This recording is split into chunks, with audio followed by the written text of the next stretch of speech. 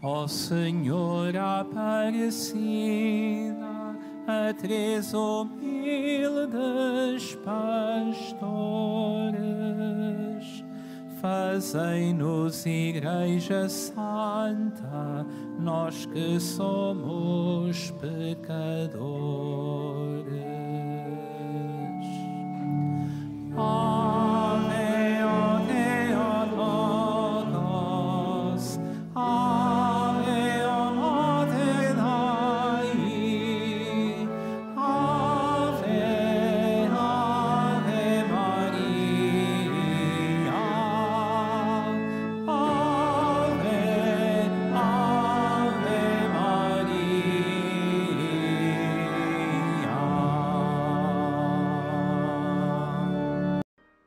O Senhor esteja convosco. Ele está no meio de nós. Evangelho de Nosso Senhor Jesus Cristo, segundo São Lucas. Glória a vós, Senhor. Dois dos discípulos de Jesus iam a caminho de uma povoação chamada Emaús, que ficava a 2 léguas de Jerusalém. Conversavam entre si sobre tudo o que tinha sucedido. Enquanto falavam e discutiam, Jesus aproximou-se deles e pôs-se com eles a caminho. Mas os seus olhos estavam impedidos de o reconhecerem. Ele perguntou-lhes: que palavras são essas que trocais entre vós pelo caminho? Pararam com ar muito triste, e um deles, chamado Cleofas, respondeu: Tu és o único habitante de Jerusalém a ignorar o que lá se passou nestes dias. E ele perguntou: o que foi? Responderam-lhe: o que se refere a Jesus de Nazaré, profeta poderoso em obras e palavras diante de Deus e de todo o povo.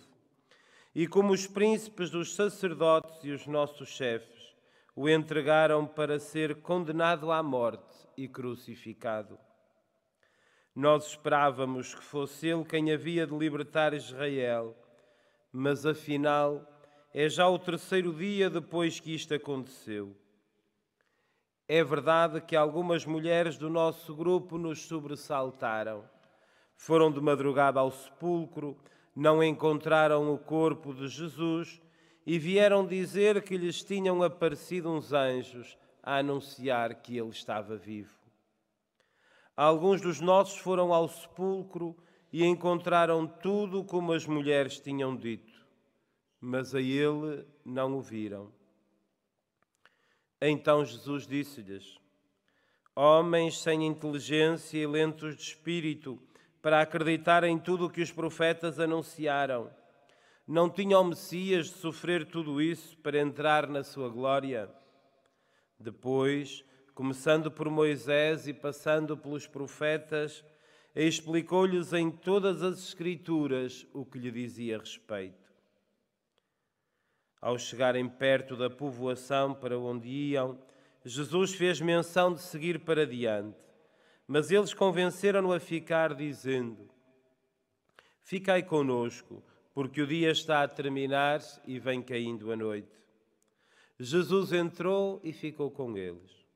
E quando se pôs à mesa, tomou o pão, recitou a bênção, partiu-o e entregou-lhe. Nesse momento abriram-se-lhes os olhos e reconheceram-no, mas ele desapareceu da sua presença. Disseram então um para o outro: não ardia cá dentro o nosso coração quando ele nos falava pelo caminho e nos explicava as Escrituras? Partiram imediatamente de regresso a Jerusalém e encontraram reunidos os 11 e os que estavam com eles, que diziam: na verdade, o Senhor ressuscitou e apareceu a Simão. E eles contaram o que tinha acontecido no caminho e como o tinham reconhecido ao partir do pão. Palavra da salvação. Glória a vós, Senhor.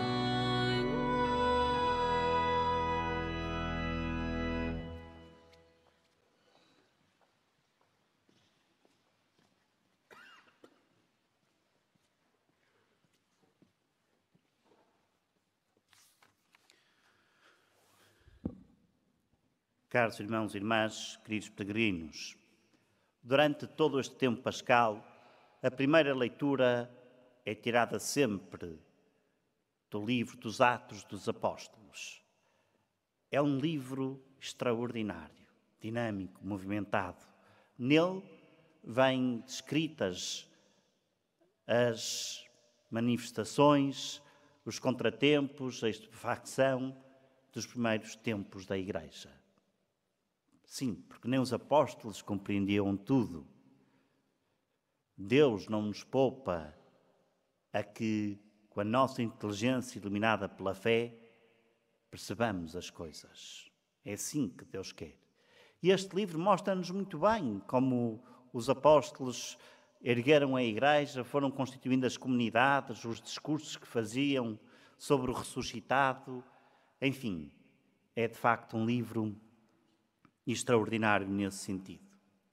E hoje, o episódio que nos conta é, à hora terça, por volta das 3 da tarde, Pedro e João sobem ao templo para rezar ou para pregar. E nas escadas encontram um homem que não se conseguia levantar, que vendo-os, lhes pediu dinheiro para sobreviver. Dependia dos outros para viver. E enquanto esperava que Pedro e João pusessem a mão no bolso para lhes dar uma esmola, Pedro toma a palavra e diz: nós não temos nem ouro nem prata, mas o que temos nós damos-te.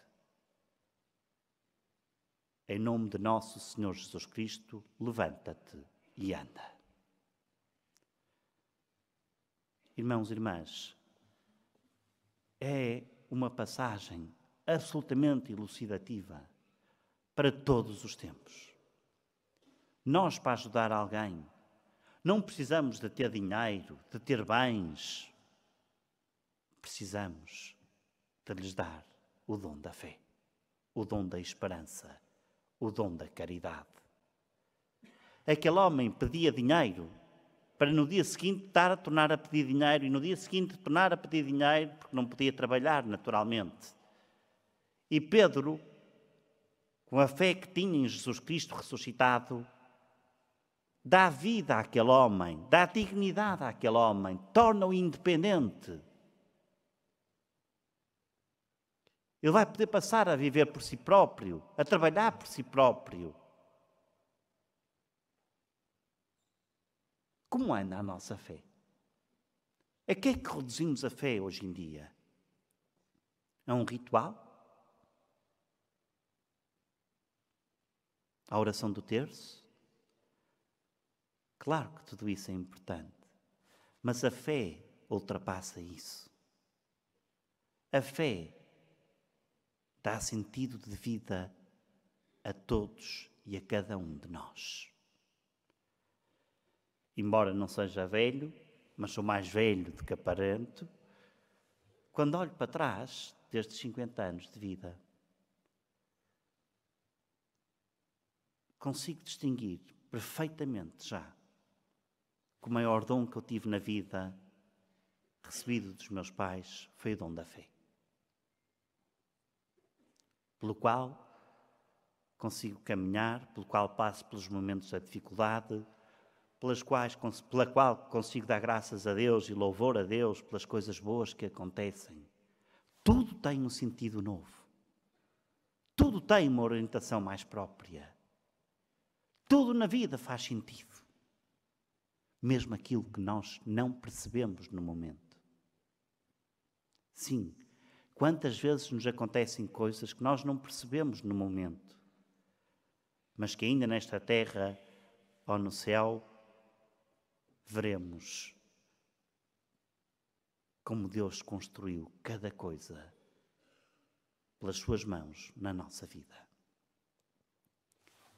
Pelo contrário, o Evangelho de hoje, um dos mais conhecidos de sempre, os discípulos de Emaús, mostra-nos uma fé que se resumia a uma fé racional e visível apenas.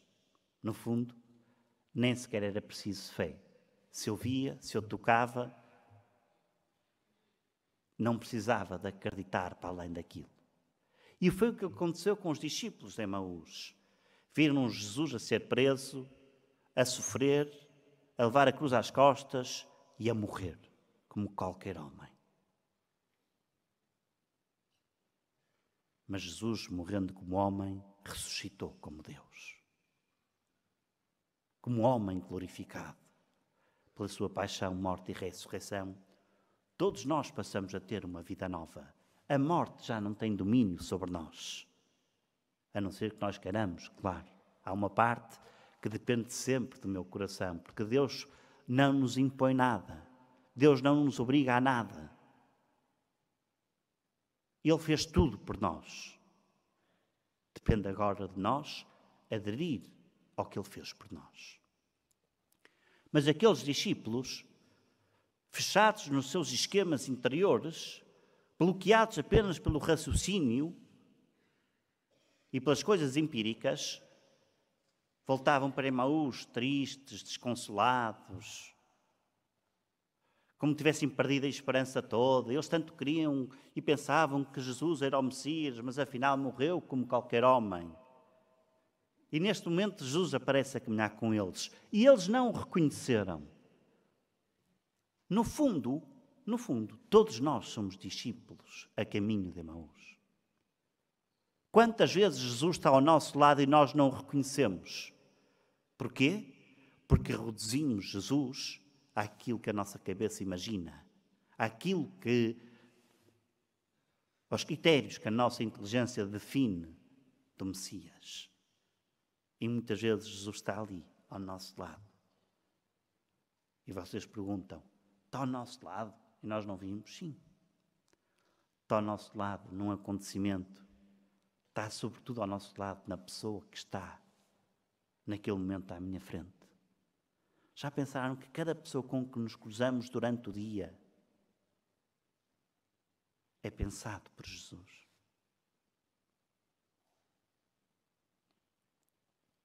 Cada pessoa durante o dia com que falamos, com que nos encontramos, com que trocamos olhares, é pensado por Jesus. Como é que eu reajo? Passo indiferente. Como fosse uma banalidade. Tal como os discípulos de Emaús, Jesus está ali ao nosso lado e nós não o reconhecemos.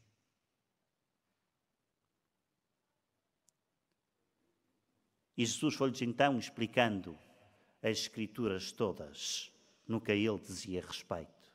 E chama-lhes homens lentos de inteligência e fracos de espírito. Sim, porque é o Espírito que nos dá vida, é o Espírito que ilumina cada coisa da nossa vida. Quanto diferentes nós éramos e vivíamos se fôssemos guiados pela fé, iluminados pela fé, conduzidos pelo Senhor ressuscitado. Quanta diferença haveria nos nossos corações, quanta paz, quanta alegria, quanta liberdade.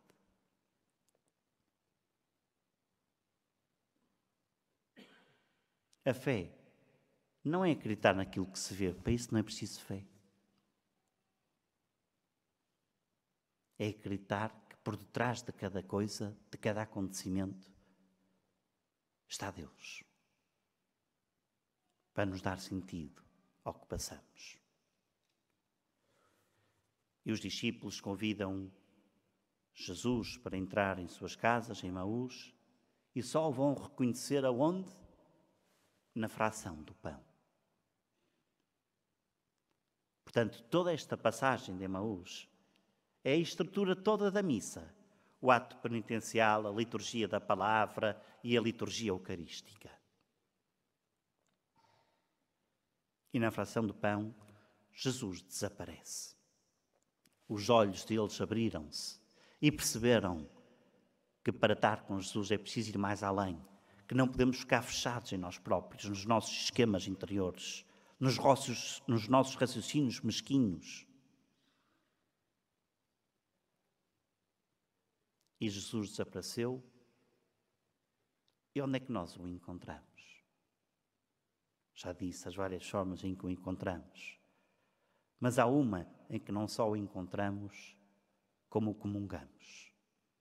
Jesus desaparece na fração do pão para estar no sacrário e se dar a Ele próprio novamente em alimento a nós. Quando eu comungo Jesus, comungo todo o amor de um Deus feito homem, sofredor, morto e ressuscitado, para nos dar vida e vida em abundância. Que Maria, a mãe do ressuscitado, seja a estrela que orienta o nosso caminho e que, como fez com os pastorinhos, faça também conosco ser o caminho seguro que nos conduz ao céu.